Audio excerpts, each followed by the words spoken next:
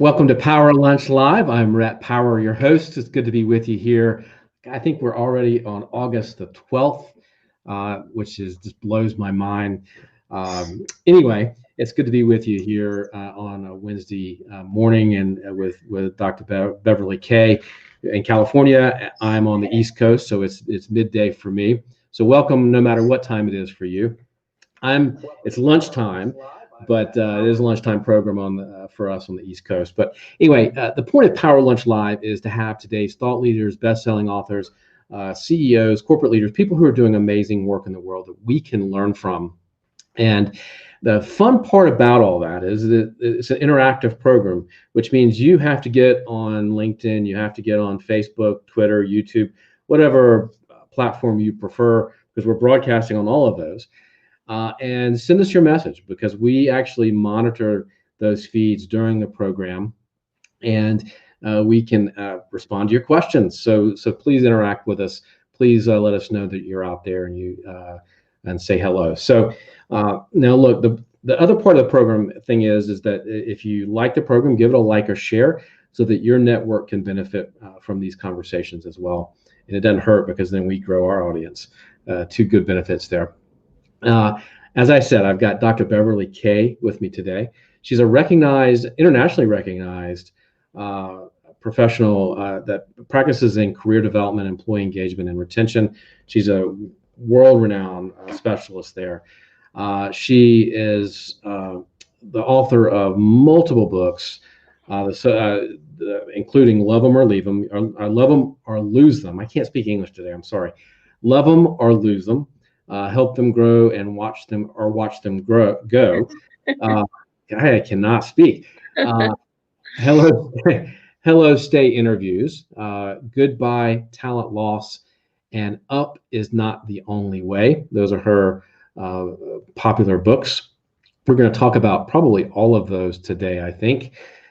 She is also the winner of a Lifetime Achievement Award from the Association for Talent Development. And she's a thought leader award from the Association of Learning Providers. Dr. Kaye, welcome. Thank you. Thank you. Thank you for that lovely introduction. I'm sorry I can't speak English today. It is eluding me. Anyway, how are you? How's life? How is work? And how is COVID impacting what you're doing? You know, I'm good. As a having spent most of my career in the consulting world, I am used to working at home when I'm not traveling, and the extra time from not getting on a plane is like a delight.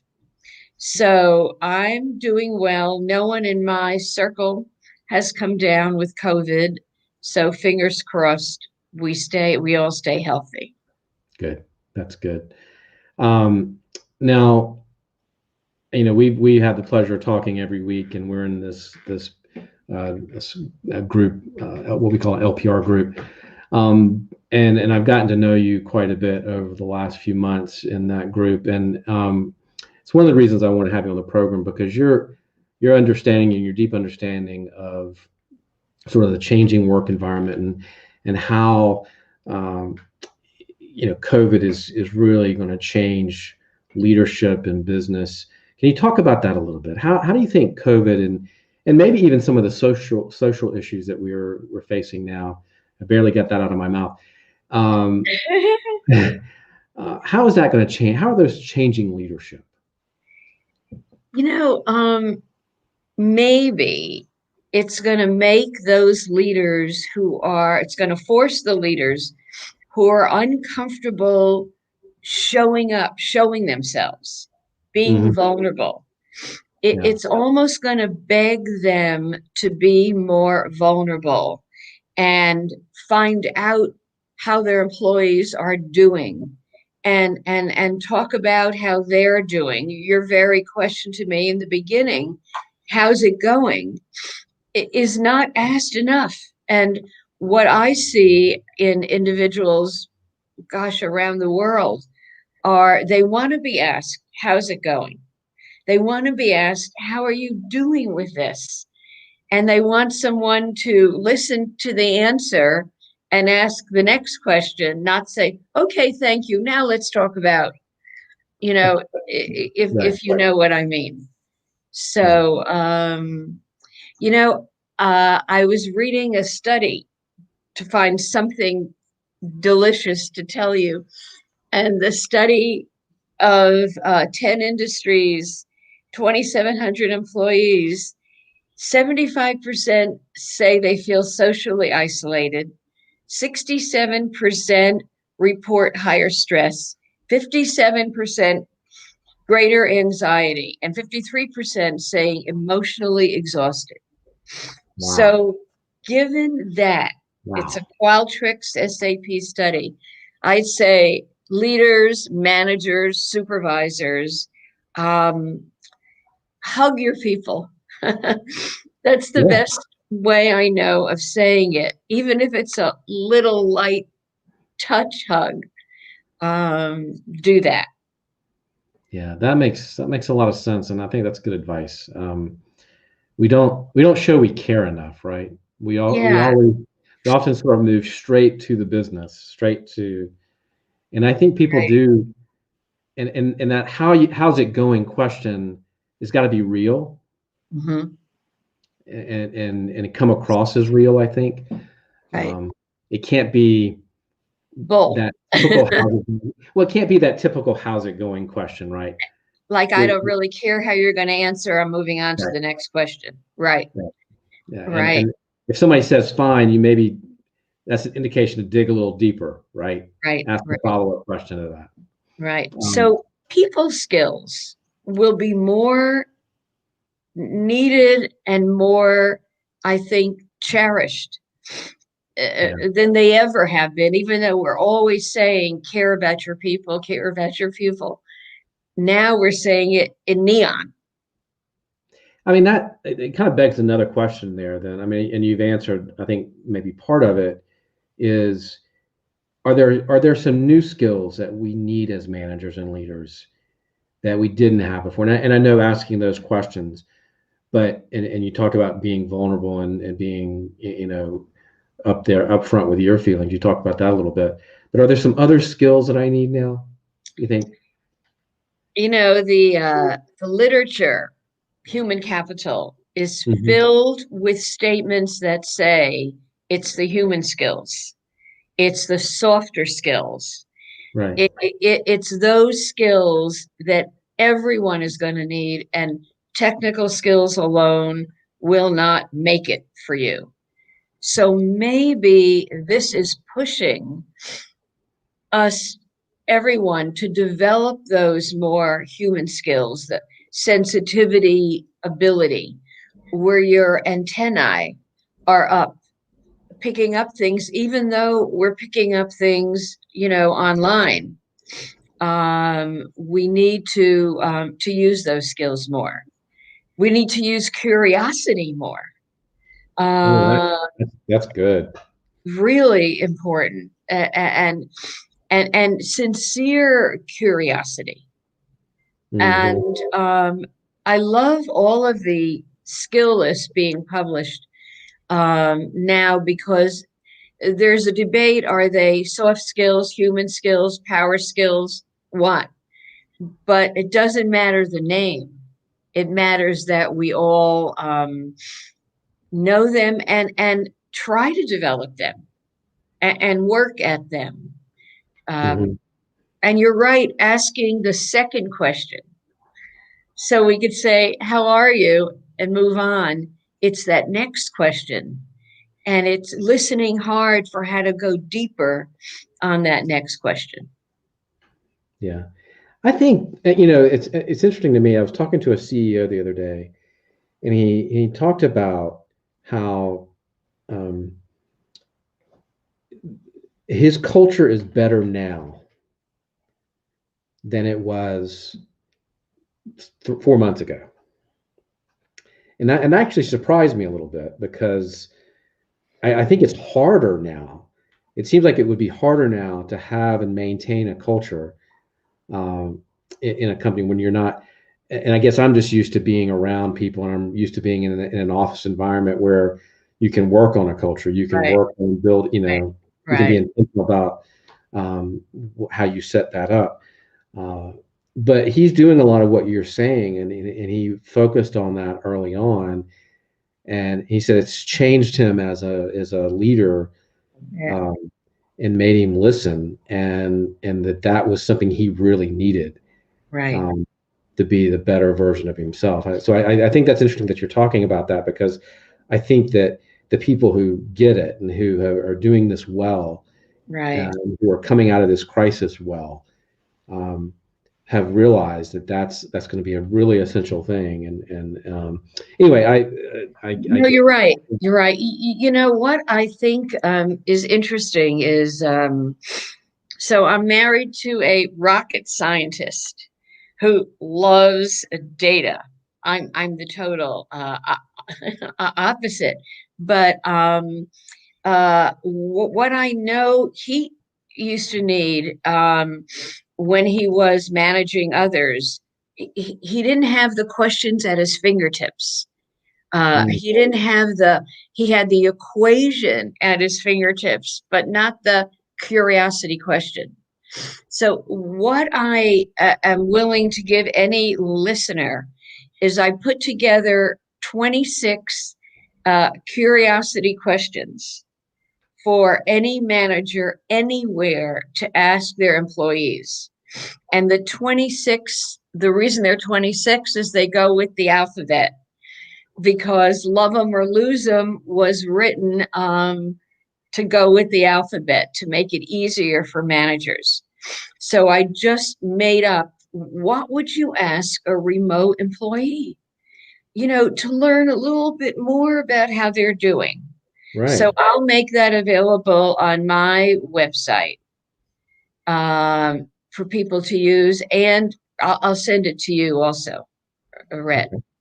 Well, great. Uh, It'll definitely be in the feed. It's up on the screen now, but we'll also put it in the feed after that, and that would be fantastic. Thank you right, so much. right. Um, so let me ask you this. With a lot of companies moving, you were just talking about remote work. Uh, with a lot of companies moving towards remote work, and I mean, you hear companies like Twitter and Uber and a lot of these companies are saying, oh, that we're done, we're going straight to that kind of model. Um, how do you think that impacts company culture? And I mean, how do you maintain a culture, and how do you do the things like employee engagement and development in an environment like that? It's interesting. Maybe not just the leader needs to learn how to be more curious, but maybe everybody does. Maybe our peers need to open up some more dialogue, more dialogue that helps you be vulnerable and share with each other how you're really doing. Maybe it will, gosh, I hope it does. Maybe it will help people form more uh, mentor mentee relationships, um, to help each other. So, in a way, for those who aren't used to that, or who are loners with cement walls around them, it's going to be harder. But we need to chisel away those cement walls so we build a culture of we're in this together. Right. I think, and it's hard. I was thinking, I've just been consulting to a major Fortune 50 organization, and I know they're bringing in a new cohort group. Hmm. So I've been working with their MBAs, and they bring in a class of MBAs, and I can't imagine joining an organization Right and now. I know. knowing no one and going through an orientation online. I mean, that's hard. And so the partnership. between employees. Some will have to be taught how to form them. And Right. for some, it'll come naturally. So maybe more communities getting together, maybe more pods or bubbles of people Right. who are each other's supporters, something like the group that you and I are in, Right. Right. should happen everywhere. I was blown away. My high school junior, my oldest son, his first summer job this year was a remote job on the computer. And it just blows my mind that like that's the world he is going to live in, I right? know. Where that that's work. That's how he is going to define work. Maybe, I mean, maybe not. Maybe he will be different. But I think that's going to be a lot of the world that he lives in. And I'm just fascinated how, how do you, because I don't think the need for uh, being able to listen to concerns. I don't think that's going to go away. I don't think employee development is going to go away. We're all going to still have to have some of that, but it's going to be drastically different than the way we've traditionally thought about it. Right, right, right. Um, so, I mean, what do you think about those kind of things like employee development and career development, and how is that going to change, and how do we have to start thinking about it now? So career development has been my shtick Yeah. for 40 years. And you know what's interesting? The basic framework has not changed and will not change. And I'll tell you what the basic framework is. Good, because I was going Uh, to ask. Pardon? I was going to ask. So good. Right. So I've always said for the individual, there's five steps, no matter where you are in the hierarchy. And I call them my 5 Ps because I always like to make things memorable. And the first is person. You better understand who you are, what you need, what your skill set is, etc. Self-awareness. The second P is perspective, and that is other awareness. How do others see me? What's my brand? Your brand enters the room before you do. So, like, what is it? How do I collect feedback on my own, not during just performance management time? The third P is place, meaning how's the world changing? How is my world changing? And how will all of that affect my career choice? So those are still essential. The fourth P is possibilities. And the most important letter in the word is the S on the end, which means plural. Now more than ever, we have to set more than one career goal. Hence the book, Up is Not the Only Way. Now I've been saying that for 40 years. Now we're like pushed to say it can't be. So now what? So possibilities meaning name more than one. And then plan is, well, how are you going to get there? So no matter what level you are, it's still those same 5 that managers have to help their employees talk about. And managers out there, not that you have to have the answers, Right. you have to have the questions. So you have to engage them in questions around that framework. And then there are some things you need to learn, managers, about listening, about leveling, about talking about the future with your people, about not handing them, here are your possibilities, but exploring that with them, as well as exploring a plan. So the good news is, managers, you're not expected to have the answers. In the old days, you were. And I was around in the old days, so I remember those days. Uh, But but now I think it's the two of you, talking about what's possible. right. It's a tall order. And it's not necessarily linear, or I mean, You it's could start anywhere, right? right. What one of the things I'm fascinated by is, as you know, is this kind of moving to remote work, and going back to that a little bit. Do you think that people that have been doing remote work for a while have been at a disadvantage, sort of in a normal office environment? I mean, in terms of career development and career movement and career advancement. Yeah. I think the individual is going to have to be more proactive Okay. in making their needs known. And Okay. I think the manager, I would think the manager is going to have to be more of a connector than he Mm, or she ever was. mm, Like, you ought to talk to Joe so and so, or I'm going to introduce you to Mary so and so, because I think you'd like to learn more about that or that or that. In the work that I do, when it was live, we used to give assignments. We'd have to say, you must talk to 5 people, not your own manager. And for a lot of people, it was what? You yeah. know, yes, you have to knock on a door. I think we still have to knock on those doors, maybe more so now than ever. And for people who aren't used to knocking, managers, you can help. You can open the door an inch or two Right. and introduce the person to those they need to know. And yes, that's adding more to dos.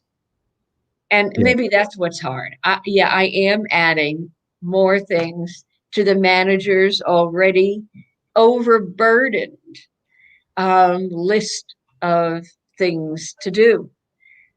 But if managers don't grow talent in their organizations, it's going to flatline the organization and its possibilities. Well, and you're going to lose your people. I mean, you talk a lot about how, they're going to go somewhere else. You talk about how, I mean, if you look at the statistics, I mean, people are not engaged, Right, right? They're right, not, they're not happy. They're not fulfilled. right, Um, and right. so and you talk a lot about that. How do you do that in today's environment? How do you get engaged? How do you get engagement from employees? So, you know that I wrote a book of the A to Z of engagement. So I there are many, many, many ways. But you're reminding me that you know that maybe we have to broaden the responsibility of engagement from it's not me, the manager, whose job it is to engage you. It's me too, the job, right. myself engaged, to ask Hmm. for what I want. And what's interesting, and I haven't thought about this, when we wrote Love 'em or Lose 'em, um, we wrote it to the manager. And we're going into the 6th edition. And all along, people would say, well, why is it on the manager's shoulders? Shouldn't employees engage themselves?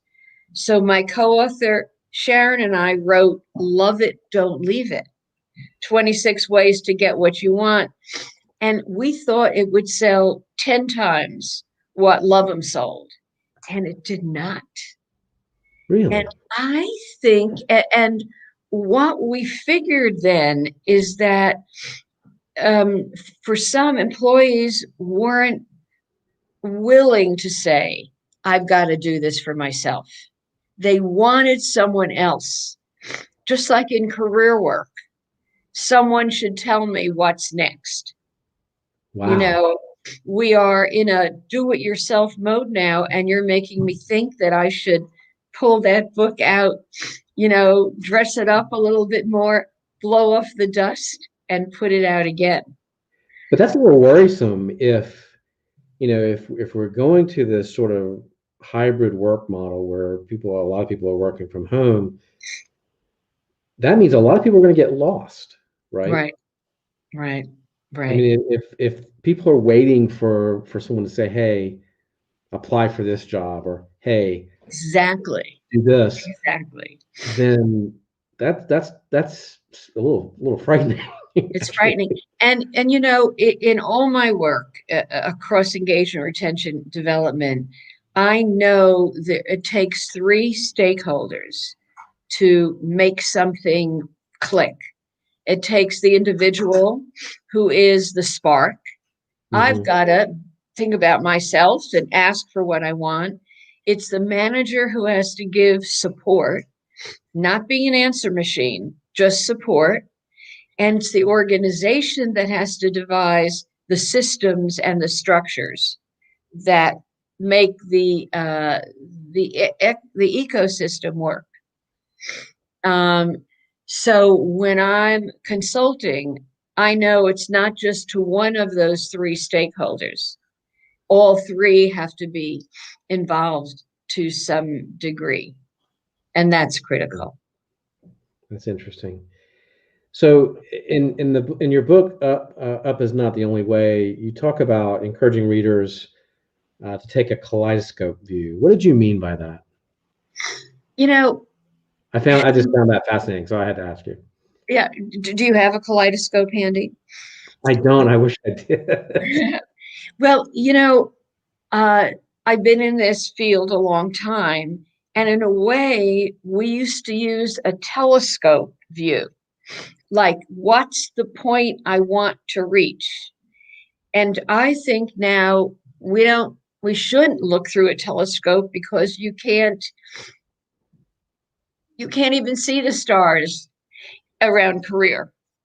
But a kaleidoscope, you know, when you move it just a tiny bit, the patterns change. So maybe the biggest career next step for everybody on this call is to think about growing in place, changing the kaleidoscope a little bit. Like if I gained that ability, or if I teamed with that person, or if I got a chance to take that one learning event, how would it change my perspective of where I am now? So Hmm. maybe there will be, you know, less movement, but for everybody to grow in place should be possible. That Should seems be like possible. maybe good advice in this economy, right? Look at ways to Yes, grow where you are. yes, and for everyone who thinks career development's out the window because we're remote, I say, whoa, think again. You're not going to keep your best people if that's your attitude. And the truth is, everybody wants to keep growing and learning. And the last thing I'll say, I know the big move in many organizations is diversity and inclusion. And I would say it is impossible to feel included unless I'm also feeling engaged. Hmm. And it's impossible to be engaged unless I'm included. So the learnings go both ways. Engagement and inclusion, I think, are two sides of the same coin. Um, Yeah. and I think that's critical. What for you right now? What scares you, and Um, about what's going on in society, in the economy, and in business, and what are you really excited about? mm. That wasn't on your list of questions, honey. So, scared about. You know, I worry about my field, the whole field of human capital, the whole field of developing people. And I want to see us not necessarily inventing the next piece of technology to develop people, but I get worried that with remote people starting their jobs remotely, they're not going to know how to connect. They Yeah. don't have role models to watch. Like I'm thinking about that new cohort group coming in. How do you really make business connections, bonds with people? Yeah. Because there's a shyness. I don't know that I can do that when you first join. The other thing I'll make available is I wrote an article called What's Your Return Policy for companies, which is the idea of when onboarding becomes reboarding. How do we reboard people who have been remote, as well as onboard those new people in this crazy day? And on the reboarding, there's a survey that also I'll make available called Returning with Learning. And maybe that's a question. Like what you just asked me is a question every manager should ask. What surprises you? What scares you about this period of time? So everybody's got to answer. And I'm glad I'm the age I am. But I have no intention of stopping work. So I'll always figure out how to use my skill set in whatever new environment is forced on me, I think. I agree with you. I think that you're absolutely right. That this is the premise of engagement and employee development can't and shouldn't change, right? Right. I think it's going to be some of the methods. Do you worry sometimes that there's a little too much technology focus in this, even prior to COVID? Everybody's trying to figure out an app and a this or that for employee engagement, and I think that there's probably an over reliance on that, maybe a little bit. But I mean that's I think you're absolutely right that it's not going to. The premise of it is not going to change, Right. And companies really need to focus in on how they deliver that now and how they work towards those development goals and developing the people. So I appreciate that conversation and your work. And I've always believed the what and the why gets really clarified for everybody. What's going on with COVID? What's going on our social issues? And here's why. The how to is not talked about enough. So yeah, we know the what and the why. So everything I try to write and do is about the how to. And how to for a manager who is overwhelmed already and was not brought up in the human side of the enterprise. You're on the technical side. Right. They need easy, practical, quick tips on how to handle those conversations. Yeah, agreed. How can people get the books? Go to your website? Amazon, go to the website. I work with a publisher who believes that the entirety of the book should be stated in just the title, not the subtitle. So people say, I got it. So love them or lose them, help them grow or watch them go, etc. And they're all on Amazon. And come visit the website. Well, I suspect that a lot of people will, and I appreciate you being on the program today, and being part of this conversation. And when we have these issues come up, I'd love to have you back on periodically in a panel or just individually to talk about how this evolves, because I think we're in this period of real evolution and change, and I think it'll be kind of fascinating to watch. Even after this, like you were just talking about reboarding. After all of this, you're going to have to bring people back, and it's going to be different, right? And you got to have those conversations. And I think how to do that as a leader would be really, really helpful. Maybe that's a whole separate program where we talk about how to do that when you do bring people back. There's the new book. I'll get right on it. All right, you jump on that. Thank you so much, Bev. You're welcome. You're welcome. And, It was a pleasure. and thank you for spending some time with us here today on Power Lunch Live. You can find out our upcoming schedule next week. Actually, no. We're taking 2 weeks off. We're going on summer holiday after today, and I can't believe I forgot to say that. Shame on you. I know. Well, we were just talking about how hard it is in the world that we live in to take a break, but I am going to do just that. But you can look at the September schedule at powerlunch.live, powerlunch.live. And thank you so much for being with us. Have a great rest of August. We'll see you in September when Power Lunch Live returns. Bev, enjoy your holiday at the beach this week, and we will see you later. Have a good day.